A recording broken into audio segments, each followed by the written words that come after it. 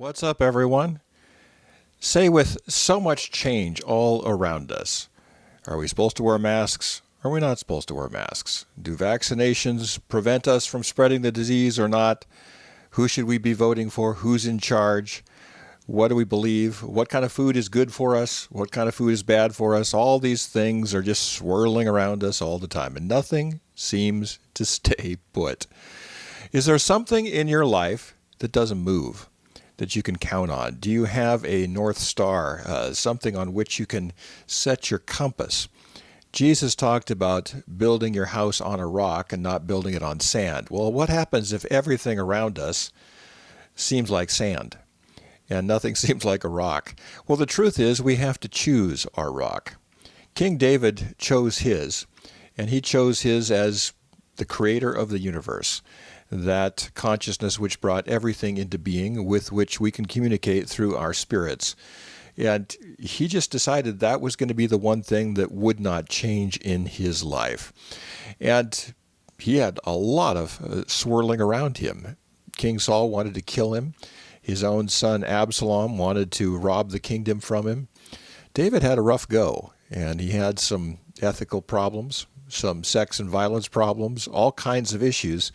But with all of this swirling around him, just as much as what's swirling around us, David chose his rock. And that rock got him through everything. And the Bible calls David a man after God's own heart. Today's passage is 2 Samuel 22, 1 through 4. The Lord, Yahweh, is my rock, my fortress and my deliverer. My God is my rock in whom I take refuge, my shield and the horn of my salvation.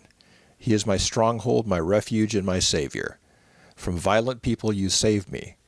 I called to the Lord, who is worthy of praise, and have been saved from my enemies. You got to choose something around which you build your life. When you learned geometry, you learned what we call Euclidean geometry. Might have been in 9th grade, might have been 10th grade, whatever it was. You learned that there was something called a postulate or an axiom. And those are faith statements which cannot be proven, like 2 points determine a line.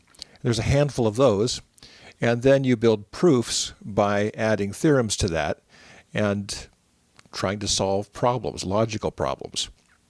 Euclidean geometry teaches us how to think, because that's the way we have to think. You have to choose some axioms. You have to choose some postulates. Why not choose the same one David did, King David did? The creator of the universe, the God of the Bible, the God of Abraham, Isaac, and Jacob, the one that Jesus called Abba, or Father, the one rock that does not move. You can't do any better, you really can't, than choosing the creator and intelligence behind the universe as your rock.